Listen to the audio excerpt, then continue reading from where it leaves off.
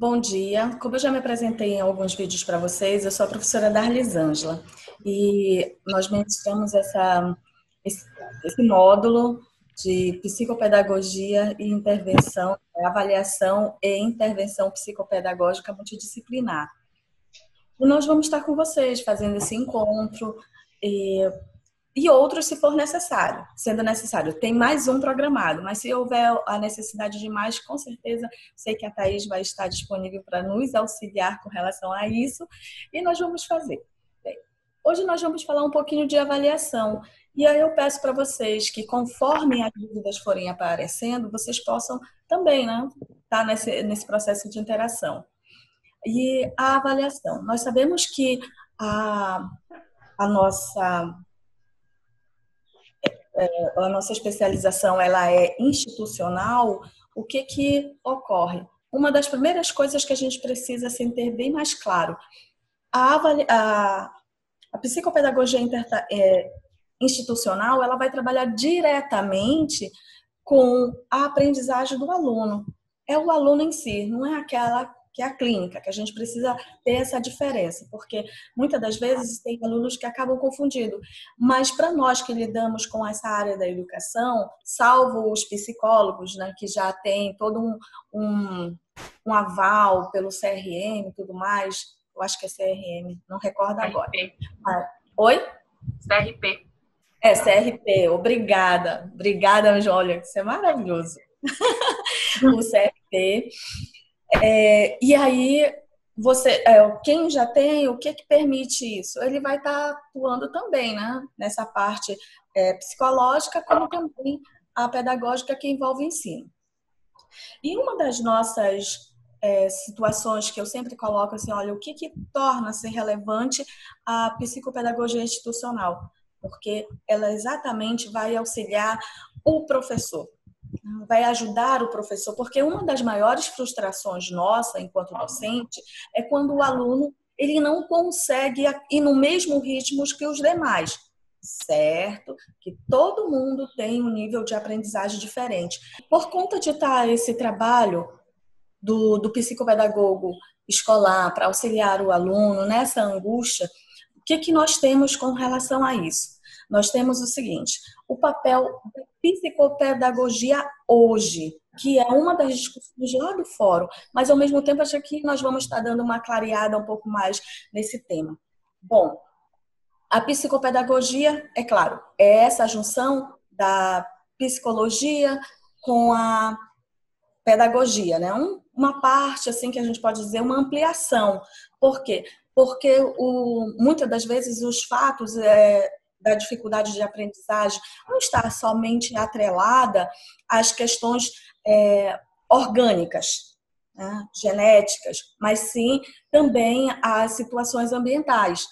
E para isso, nós vamos estar vendo dentro desse material as teorias que envolvem o trabalho psicopedagógico. Nós vamos estar vendo também algumas questões sobre o papel da escola e essas dificuldades que muitas das vezes nós achamos assim, que essas dificuldades de aprendizagem muitas das vezes a metodologia, que aí o psicopedagogo também vai estar identificando, tá bem? Agora deixa eu compartilhar aqui com vocês o slide para que a gente possa ir acompanhando, começando aqui a nossa aula. Bom, que nós pretendemos com vocês. Se fosse dentro de sala de aula, vocês teriam assim, esse tempo cronometrado para fazer as atividades, mas aqui é um pouquinho fora, então não dá. Bom, a avaliação. Como apresento para vocês, no conceito de Castanheira, né, essa avaliação ela tem finalidade de gerar ações, que é um dos primeiros momentos que nós temos agora para falar um pouquinho mais dessa avaliação, essas ações que vão ajudar, né, o professor a redirecionar o trabalho. Quem estudou pedagogia ou a área da educação sabe bem esses conceitos. Nós temos esses três tipos de avaliação, a diagnóstica, a formativa e a somativa. Essa diagnóstica é para a gente saber, como todos já pode imaginar, é para nós sabermos, né, como o aluno ele está naquele momento, se ele sabe determinados conteúdos, como ele está. A formativa é essa que acontece durante todo um período antes da somativa, ou seja, é aquela qualitativa que nós estamos sempre empregando algumas atividades a mais e com essas atividades vão facilitar para que o aluno ele possa aprender. E a somativa é aquela obrigatória. Daí a gente pensa assim, mas e a somativa? A somativa é tão importante assim? É, até porque dentro da escola e fora dela, no final das contas, essa avaliação somativa, ela conta demais. Então, daí a gente pode tirar essas conclusões para sabermos um pouquinho mais a respeito, né? Quanto aos teóricos, né? O que vem? Esses teóricos que vêm pautar. Nós temos aqui, né, o que nós estamos utilizando no nosso material. Eu acho que é uma boa parte aqui dos colegas sabem bem quem são. Aqui nós, pela ordem, né? Freud, não é isso?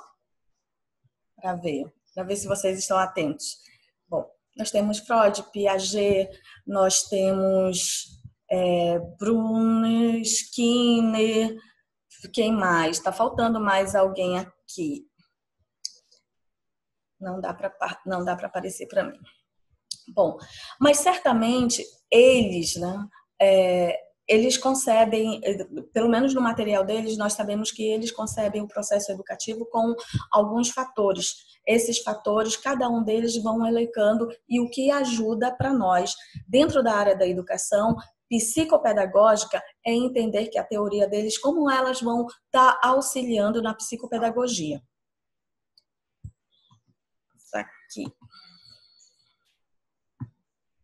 Bom, para Freud, ele coloca, né, o que comanda as nossas ações.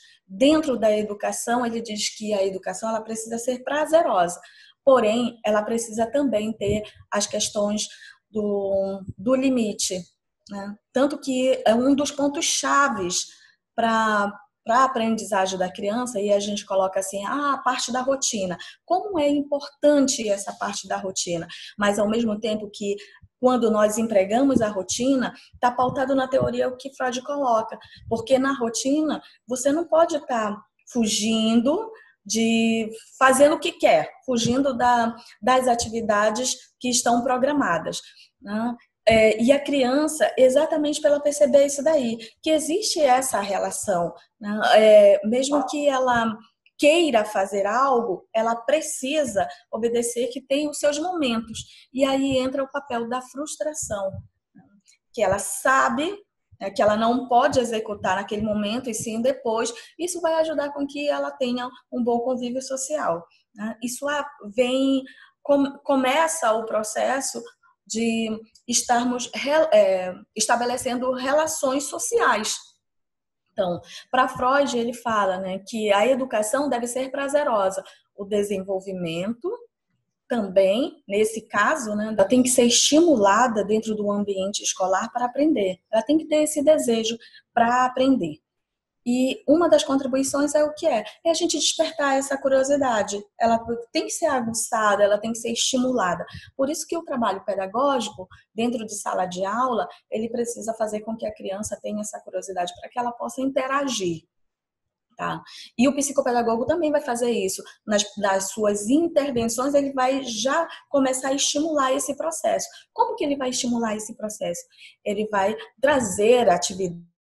Agora, falando para Skinner, né? O que é para o Skinner?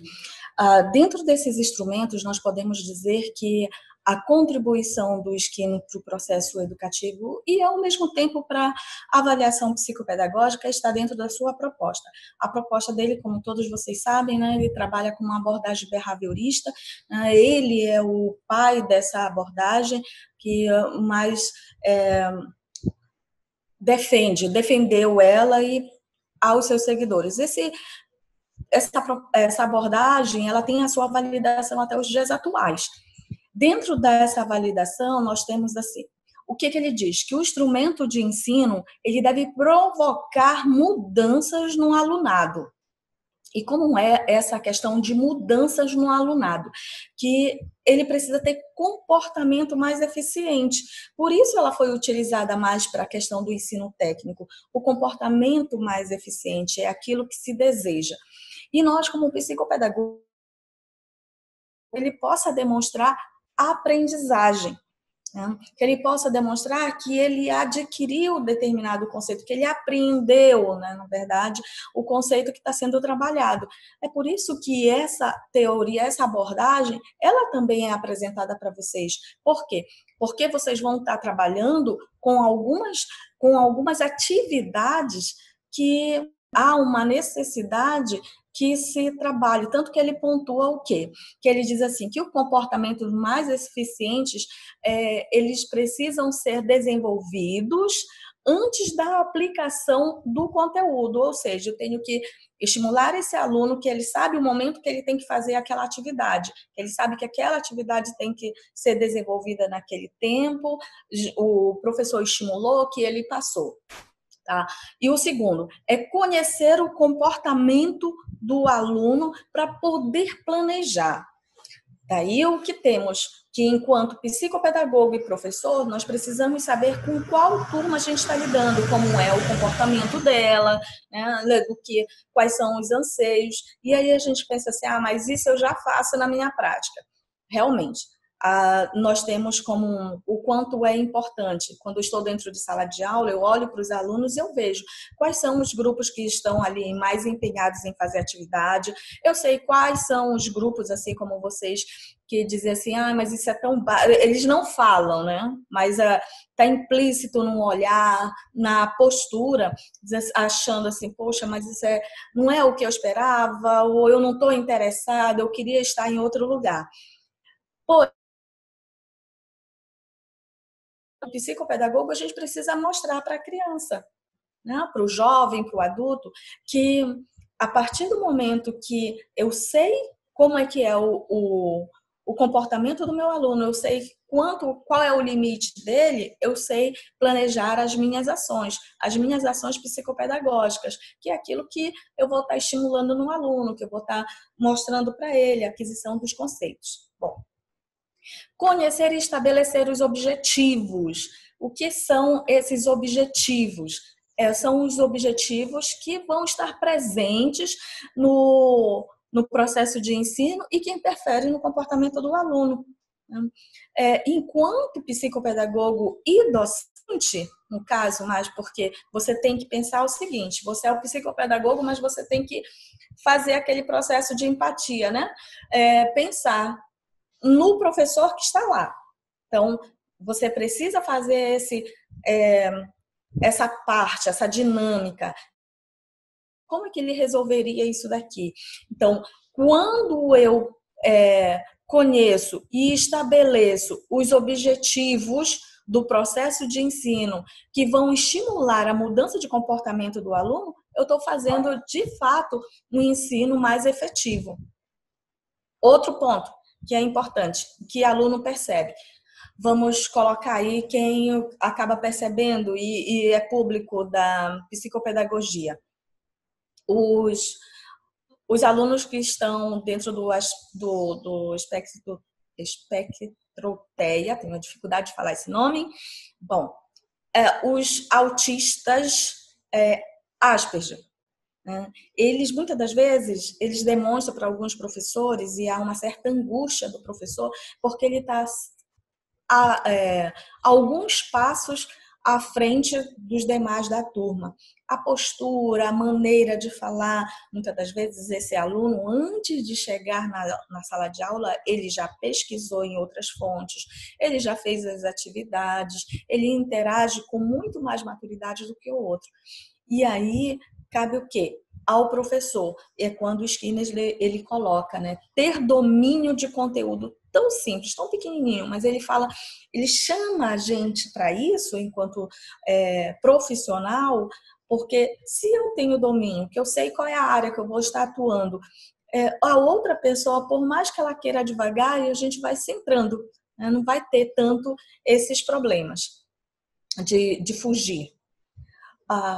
Bom, essa é a contribuição dele. Agora vamos para Piaget.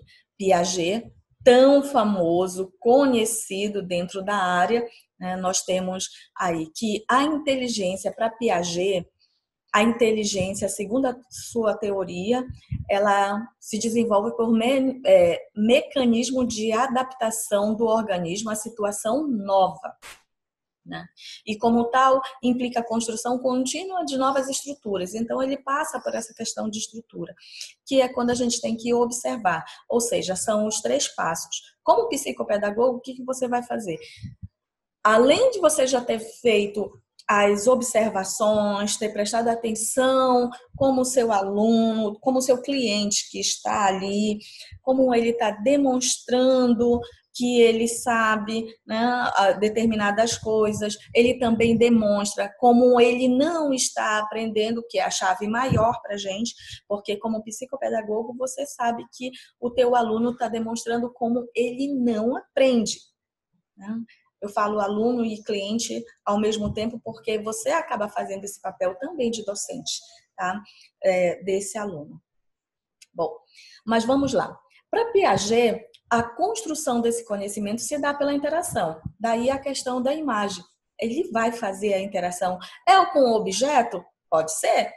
É com o colega? Também pode ser. Mas precisa passar por esses 3 processos de acomodação, equilibração e assimilação. O que vem a ser esses, né? Esses processos?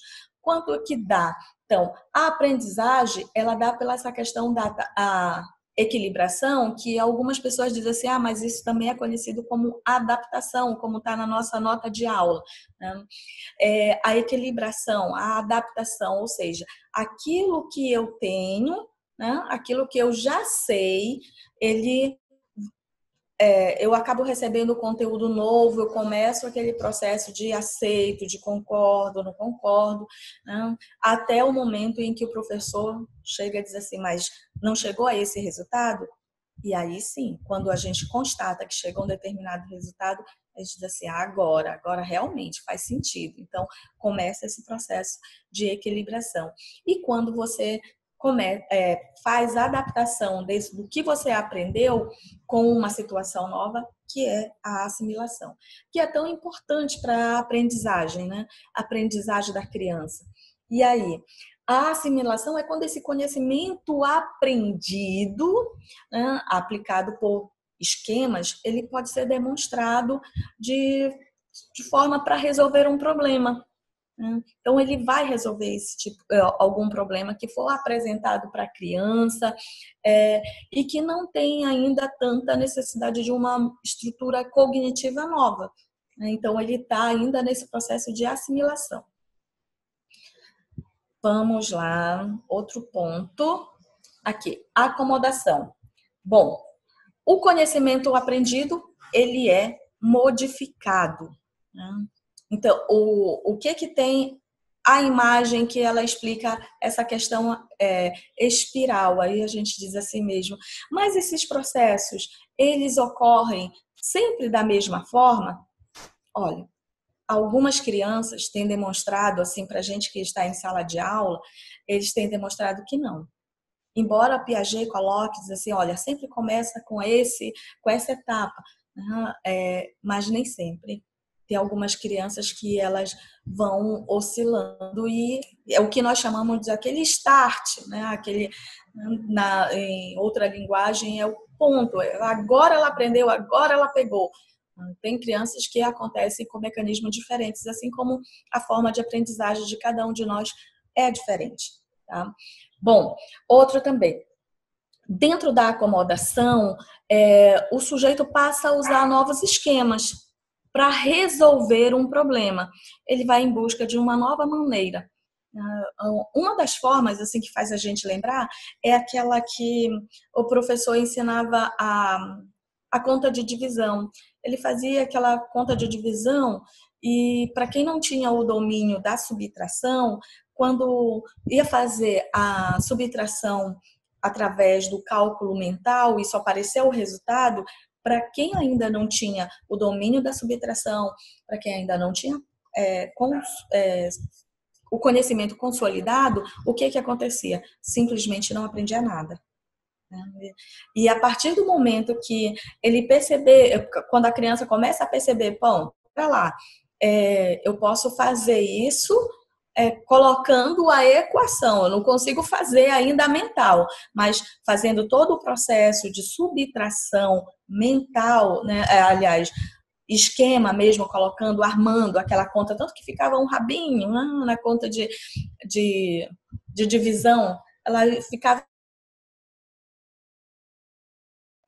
pelo slide, vou tentar, não é tanto, porque o que está acontecendo, né, para a gente? A gente está tendo uma certa dificuldade de compartilhar, mas vamos lá.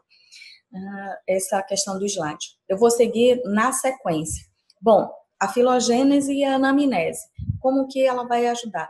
Como eu coloquei para vocês, ela vai buscar mais esse histórico, procurar saber o homem enquanto espécie biológica, procurar do seu, vamos dizer assim, quando a família planeja, ou mesmo quando não planeja, você vai procurar saber desde o início, de quando esse sujeito começa a fazer parte da vida familiar. Bom, a sociogênese, o que é? É procurar saber, né, o que ela faz, ela nos respalda a estudar, a saber do nosso cliente, como é a convivência grupal, como ele interage com o meio, para isso, para assegurar a sua sobrevivência, né? Porque nós estamos no meio da nossa família. Se, enquanto criança, todos nós dependemos dos adultos, né? Na adolescência, continuamos também dependendo dos adultos. E aí, nessa dependência com os adultos, nós vamos assegurando a nossa sobrevivência e também a linguagem, a forma como nós estamos no meio. Tá? E isso também é buscado através dessas duas técnicas. Tem outras também, mas essas duas técnicas que são as principais para a gente utilizar no primeiro momento de entrevista, por isso que nós estamos fazendo essa revisitação ao material de Vygotsky. Bom, a ontogênese. E aí eu vou ver o quê? Esse sujeito ser único. É por isso que eu trato com um cliente. Não dá para a gente fazer a aplicação de alguma técnica de uma prova projetiva para vários em conjunto. Mas não, nós temos que fazer com um, porque nós vamos estudar esse sujeito como um ser único, vamos tentar interpretar dentro do seu contexto histórico e sociocultural, saber como ele lida com aquelas situações, né? Nós já vimos aí a filogênese, a sociogênese e agora a ontogênese. É esse ser interpretado dentro do seu meio, como também é visto.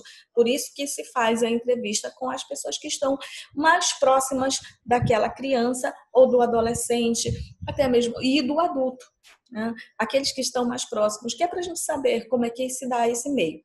E, claro, tem o momento que é só com o sujeito, que é a microgênese, né? Que diz respeito daquilo que você observa do aluno, de como ele está participando, que esse aspecto da microgênese, que é aquilo que nós vimos lá com Skinner, né? Eu conheço o meu aluno, né? A microgênese diz respeito daquilo que eu tenho observado daquele aluno, e de como eu posso interferir, a maneira como eu o enxergo, como ele se demonstra para mim também dentro de sala de aula, isso daí.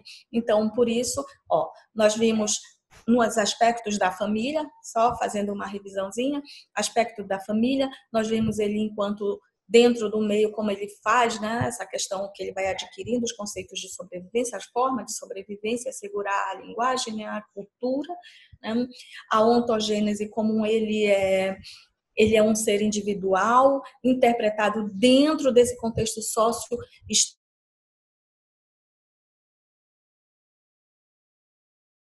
Eu vou reativar a gravação, pessoal.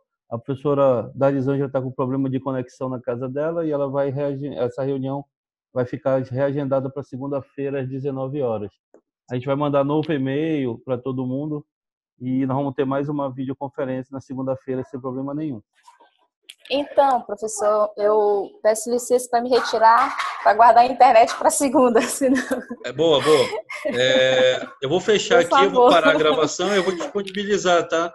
Esse material na internet. Daqui a pouco vai estar lá no YouTube. Obrigada. Muito obrigada.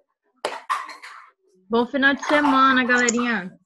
Igualmente, Bom final de gente. semana. Tchau. Obrigado, tchau, pessoal. professor. Obrigada. Obrigado. Fique em casa. Ok, obrigada.